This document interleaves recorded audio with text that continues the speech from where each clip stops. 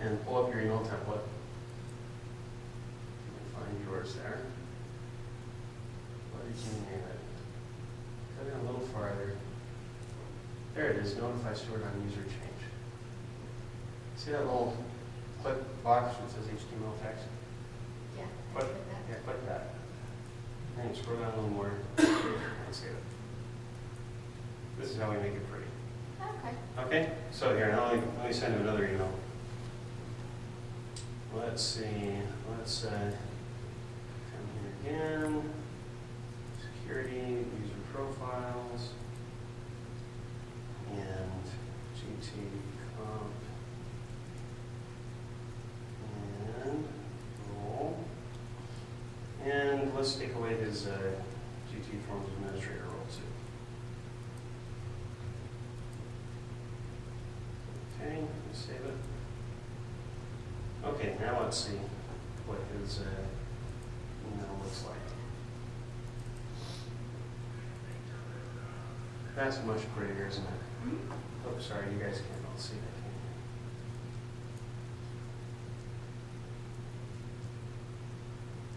you? Up there, and you can see that his user security has changed, and the new email address is, their email address is that.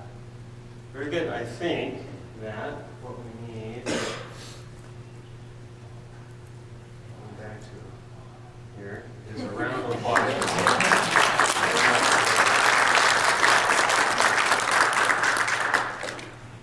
Very good.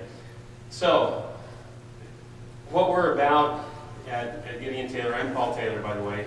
I thought we'd see if this worked before I told you who I was. We're all about making business processes work better. And we've been doing this for a lot of years, and we've built products that help us to do it. For the most part, we're a consulting company. But why build the same thing over and over? We want to save our users the money by building solutions for them that we can reuse and that we can bring to more clients. So I think that, so can I see how many, we have a few GT Forms clients in the room. Those of you who would like, raise your hand. So these people, you haven't seen this, right? Right? You didn't pay us anything to build this, did you? But you're going to get it for free, aren't you? Yes. So that's the way that we work. We're headquartered in Utah, and our mission, like I said, is to revolutionize business processes. That's just what we're about. And we want to make PeopleSoft worth more to you. One of the ways we do that is with GT eForms. GT eForms is a bolt-on electronic forms tool set that lives inside of PeopleSoft. It's not a modification, it's a bolt-on, meaning that it has all its own object names. It's not going to show up on your compare reports when you do an upgrade. It's not going to make things harder. It's going to make it easier for you to build what you need to automate, whether that's workflow like we just did, or whether it's a full-fledged electronic form. Using GT eForms and the solutions related to it, we are hitting these goals that we talked about at the beginning. You don't have to pay salaries to computers. The University of Utah, I don't think we have anyone here from there, but in the first 6 months of implementing GT eForms-based solutions, they implemented ePath, or Electronic Personnel Action Form System. They decreased the overtime and comp time in their core offices by 88%. Just that translated to tens of thousands of dollars a year in hard dollars. Better and faster results. University of Houston, their average process time went from 15 days to 3 to 4 days in implementing. So do we have someone from UH here? Oh, Carla, very good. These numbers have changed a little bit, I think, over time, but I think it's still from... Sometimes it's 2 days to hours. So. Right. Just a huge difference. Less human effort. The University of Florida, Melissa's here, they had a total reduction in total human effort of 75%. That's huge. That means that it took 1/4 the amount of effort to get a transaction done than their previous process. And their previous process was an electronic process. The replicable business process, their error rates also dropped from 68% to 1%.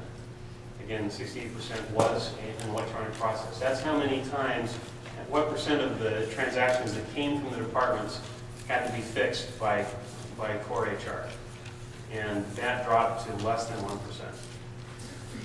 It's easier to train users. I think I got this number wrong. It's actually 3 hours, isn't it? But was it 8 hours before or 12? I saw your updated stuff in there. It's so long ago, I don't remember. It was a long time. Right. But we have business policy in there too, so. Gotcha. So that takes. Maybe that's why I did the 1.5. Yeah. That was the part that was actually EPAF related. And then it's easier to audit. We had praise at University of Oklahoma Health Science Center from the auditors when they did their review of the system. They fell in love with it. It's so much easier to audit this than it is to audit a paper process. We've got folk from OU here. The storage and retrieval, the University of Utah, their biggest problem was just that their paper forms got lost. They were supposed to be routed to different people, but different departments had different rules, and somehow they just disappeared. And they didn't know who to call to find them. They're probably at the bottom of an elevator shaft somewhere, is what I think. But that completely went away. They don't lose anything anymore. At BYU, one of our first spots, do we have any BYU people here? You don't get to see it. When we first implemented there, they had 7 huge light retriever filing systems in their student employment office. 6 of those went away, and the only one left stores I-9s, which, by the way, we have an electronic version of now, so we're looking forward to making that file cabinet go away as well. Okay, so just to show kind of how this fits in the enterprise, we typically business process participants start with paper or with a dumb form. When I say a dumb form, that might be an electronic form, but maybe it's a Word doc or an Excel spreadsheet or a PDF, and those can have some smarts in them, but comparably speaking, forms that they have to choose the values for and that they have to fill out.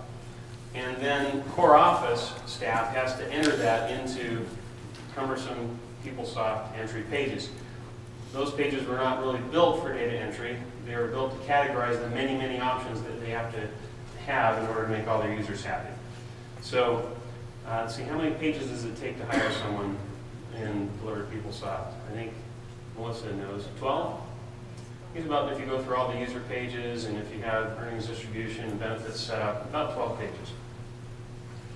What we want to do is push automation out into the enterprise. We want as many people as possible to be able to use the benefits of the system outside of the core offices. And then we also want to make the core office work easier. We want them to be able to do their work also in eForms, which enter themselves into PeopleSoft pages. Let me say that again. They enter themselves into the PeopleSoft pages. Melissa was just telling us last night that the biggest problem that they've had, the worst side effect they've had at University of Florida, is that their HR people have forgotten how to use job data because they just always do it in eForms, which is so much faster and easier.